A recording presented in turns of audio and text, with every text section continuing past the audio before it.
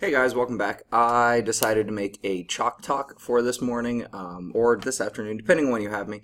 So instead of having the sub try to teach you something that I don't necessarily know how comfortable they are, I figured you can watch through the chalk talk, give the practice assignment a shot, and tomorrow when I'm back in class, we can take any questions, and I will not have that homework done, or that homework due until, today is actually Tuesday, so we'll say Thursday on that one, since we'll get done with the 5152 today.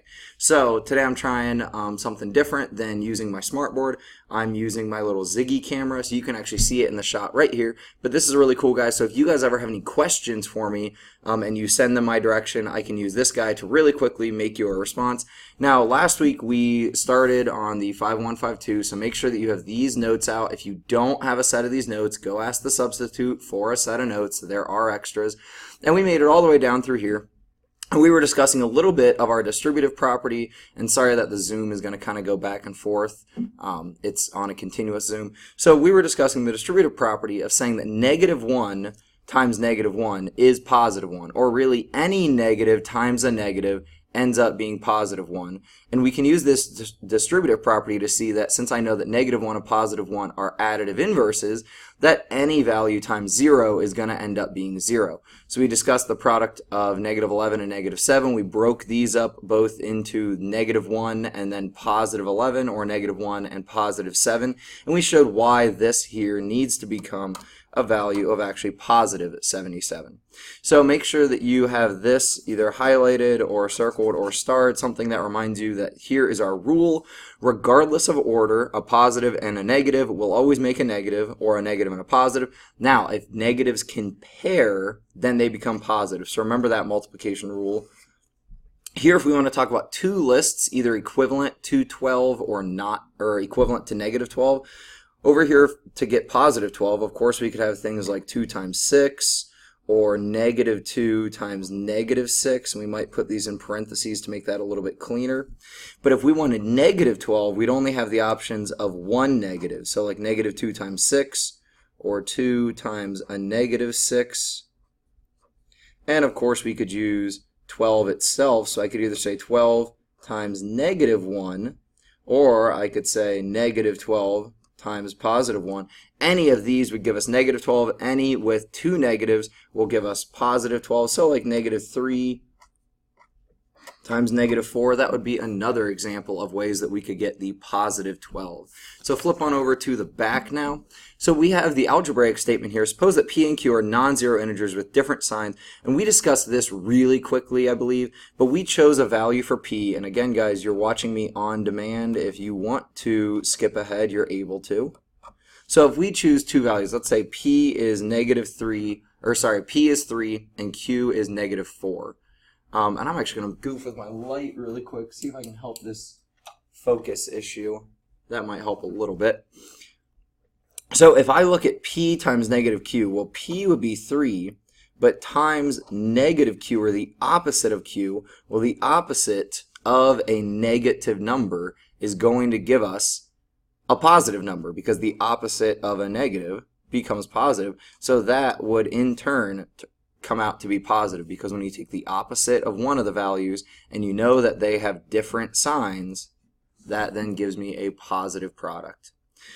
So here we again discussed the distributive property, and I'm actually going to turn this multiplication around to make this a little bit easier. So we know that multiplication is commutative, which means we can change the order. 3 times 4 is the same as 4 times 3. So I'm going to flip this around and actually make this 3 times the -8.1. Now the first question I ask myself is, what will be the sign of my answer? Since I have one positive and one negative, there's nothing for that negative to pair up with, so I know that my answer is going to be negative, and I go ahead and bring that over here. Then, because I don't really like working with partial values, I'm actually going to break this up, and this is just like when you would stack your multiplication, but instead of doing the stacked way, I'm just going to say, well, what is 3 times 1/10?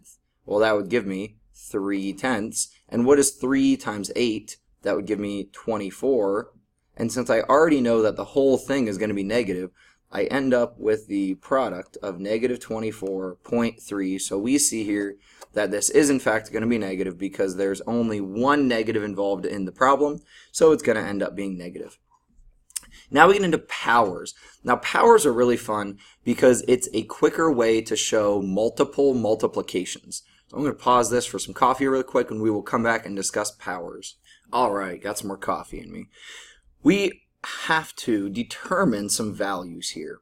So whenever we have these problems where it says if, that's a great opportunity for you to make some choices. So if A is negative, well, let's make A a negative value, and if B is positive, we're going to make B a positive value. Always choose numbers that are easy enough to work with, that you can make sense of it. So if I have A to the second power times B, what this really tells me to do, any value to a power really tells me how many times I'm going to multiply that. So A to the second would be A times A. Likewise, A to the third would be A times A times A, and we could keep going with however many A's the power tells me. So A squared is really going to be whatever A is multiplied by itself, then times B, and it asks me, is this going to be positive or negative? So if I have A squared being A times A, well, if my A is negative 2, I just say that. Negative 2 times negative 2. Then we still have times B, and B was 3. So now let's work through this one piece at a time. If I have a negative times a negative, the opposite of a negative, I know that that's actually going to become positive. So these negatives cancel each other out and totally disappear. I then have the 2 times the 2, which gives me 4. Then times 3 gives me 12. And this comes out to be positive 12. So one rule that you can remember, and you have to be very careful with doing this in a calculator because you can very easily get the wrong answer, a negative number to a power. So any negative number, but specifically we'll say negative 2 squared, which is what we did up here. Negative 2 squared is going to be a positive 4 because that's really negative times negative, which the opposite of a negative becomes positive. So hopefully this makes sense. Really the rule that you can remember is if your power is even, so 4th power, 6th power, 8th power, and the input value is negative, it turns out to be positive because an even amount of negatives will always pair up and cancel out to a positive. So this is just an intro of how we multiply fractions, what it's really discussing. So if we think about 2/3 of a negative 1/2, so we can actually look at the whole quantity of negative 1/2. So if you notate right here, that whole distance is negative 1/2. Then if I want to look at 2/3 of it, I can break that distance into 3 pieces. So then we have 1, 2, 3. And then I only look at 2 of them, but because I'm in the negative, I start counting at 0. So I look at this much to be negative 1/3, and this much to be negative 2/3. But be careful, that's not actually 2/3, that's 2/3 of the 1/2. So this gets very complicated, and that's why actually just doing the multiplication or doing the division is way easier because we can go straight across the fractions.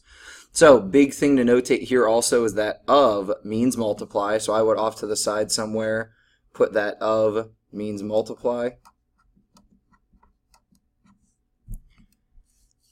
And then I would draw some arrows right here to show I really just multiply the top by the top and the bottom by the bottom. My 2 comes across to my 1 and gives me a 2 for the numerator. 3 times 2 gives me 6 for the denominator.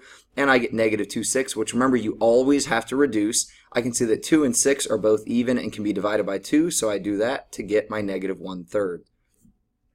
Now for these example problems, it is always easier to work with fractions when you've put the fractions into improper form. So for this right here, we're going to have to make those improper. But I want you to take a second, and I'm going to pause the video. Try this multiplication right here, and you might want to draw like a little wavy line across here, something to separate the problems from each other. I'm just going to do that. But try the 8/9 times negative 3/4. So pause the video for a moment, give that problem a shot. Alright, hopefully you did actually pause the video and give this problem a shot. So you see with my blue arrows here, I've notated that my multiplication is going to come straight across the numerators and straight across the denominators. So when I do that multiplication, the first thing I actually ask myself is what is the sign going to be? You always have to be thinking about what will the sign be. So I have a positive fraction times a negative fraction. So I have one negative value that tells you that my product is going to be negative. So I get a negative 24 in my numerator and a 36 in my denominator. But because fractions don't care where the negative is, here I had written the negative up with a 3, but I'm now going to put it in front of the fraction because I don't actually want it to be directly attached with the 24 or the 36. That negative is just belonging to that fraction, so we can put it out in front and know that it kind of relates to the whole thing. Now 24 and 36 I see are both even values, so you might be thinking to yourself, oh, we can divide by 2 to simplify. We could, but I would end up dividing by 2 over and over and over again while those values got smaller and smaller. So think to yourself, what's the greatest common factor? And 24 and 36 I can think of are both multiples of 12. So 12 is that greatest common factor that I can divide by. So 24 divided by 12 gives me 2. 36 divided by 12 gives me 3. And you have to remember to bring that negative along with the fraction. And we can just put it in front of the fraction to say that we now have a negative 2/3. So try this second example problem on your own as well. Pause the video. You want to first start by making any mixed numbers improper, then determine what will the sign of your answer be, then work the value straight across the numerators and straight across the denominators. So pause the video, try this on your own. I'm watching you. I know you didn't pause the video. Stop, pause the video, and try this problem. All right, so a lot is happening here. If you see my orange arrows here, that's notating that I have a negative mixed number times a negative integer. And actually, I carry these negatives over to here, but I could have gone ahead and identified that since I have a negative times a negative, I could have recognized that that's going to turn positive. So after this step, I just totally don't write either of those negatives because they cancel each other out. So when I come straight across here, 10 times 2 is 20, 7 times 1 is 7. But these negatives are gone, so I know that this is actually just a positive value, and you could make a little plus there if you want to help yourself remember. And then I have an improper value as my answer. So since I have an improper as my answer, I want to turn that either back into a proper mixed number, or I could leave it improper. Sometimes improper fractions are just better to work with. So I'm going to make this back into a mixed. I ask myself, how many times can 7 go into 20? Well, I can fit 2 of them, makes 14, but if I try to go 3, that's too many, that would be 21. So I get 2 whole values, and then I say how many are left over, so that 20 minus the 14 gave me a remainder of 6. That becomes my numerator. My denominator stays the same as what it was, so I get a positive 2 and 6/7. There's no reduction necessary there, and we are good. For the got it, again, pause the video, try this one on your own. You're going to turn your mixed number here into an improper, and then from there, perform the multiplication. All right, guys, so the first thing that we do here is think about 2 times 8, which gives me 16. Add that with your numerator of 1, which gives me 17. Now, I did figure out that somebody was making mistakes with kind of overthinking this negative. So they were acting as if this negative 2 would multiply by the 8, then add the positive 1. Not at all. That is way overthinking the process. This negative is possessive to the whole value here. So when I'm doing the work to turn it into an improper, ignore those negatives and then carry it along with the fraction. So I do my 2 times 8, which is 16, add 1 more gives me 17, so I get 17/8, and I bring that negative with me. Because I see that I have a positive and a negative, I know that that is going to have to stay negative. I do 3 times 17 gives me my 51, 8 times 8 gives me 64, and this is not reducible because those values share no common factors. So that would be our final answer. I forgot to circle this one up here. And then I would also need to circle this one down here. We're kind of starting to look a little Syracuse. All right, so now we have this problem. We have an investor, and I need a highlighter. We have an investor who has 203.72 shares of a certain stock. And we'll talk more about the stock market as we go through this year. I've got some friends that like to invest money in the stock market. Most adults have some stocks. So you can go home and ask your parents about if they own any stocks and what stocks they might own. But each share has a certain amount of cost. So we see that he owns 203.72 shares. So each of those shares could have cost $1, $2. They could have cost cents. Some stocks are, as low as a share costing cents. Some stocks are as high as, shares costing many, many dollars. So what we see, is 203.72 shares. Be careful, that is not a dollar amount, even though it has 2 decimals. People try to make it a dollar. That is not. They each drop by 15 cents. So if they drop, we know their value has gone down. So if we want to figure out what the total change in their stock value, so we're not looking for what the value is now, but we want the change in the value. We're going to say that each of the 203.72 stocks, each of them had a loss of 15 cents. And since we know that it's a loss, there has to be a negative involved somewhere.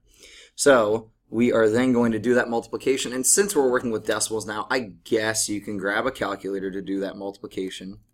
203.72 times 15 cents, or 15 hundredths, is $30, and this would now be dollars. Since this was dollars, my value is now dollars. I get $30 and 558, which of course we know rounding, but that 558 we need to round to the second decimal place, so that 8 tells my second 5 to round up, and I get $30.56 is approximately how much money he lost. Go ahead and try that. Final got it. Pause the video, come back to see the answer, and then you'll be ready to do your homework. Before we dive back in, please notice that I had forgotten to put this negative right up here. So make sure that since the change was a loss, we have to notate that that would be a negative change. And then we do the multiplication down here and see another loss. Since their stock dropped, we lose $11.42. So that is the end of everything that I needed to show you from the Chalk Talk. So your homework, the 5152 combined lesson, is due Thursday now. So please try to get that done. Come to class tomorrow on Wednesday with any questions that you have about that material so we can discuss it together, and then you guys can get it done by Wednesday. But hopefully this helps clarify the rest of 5152, and you have time to get caught up and get all of your practice work up to or above an 80%. I might go ahead and make 5.3 like live, make it available to you guys, but I don't have a due date set for that yet. So please let me know if you have any questions, comments, or concerns. But aside from that, I'll see you guys tomorrow.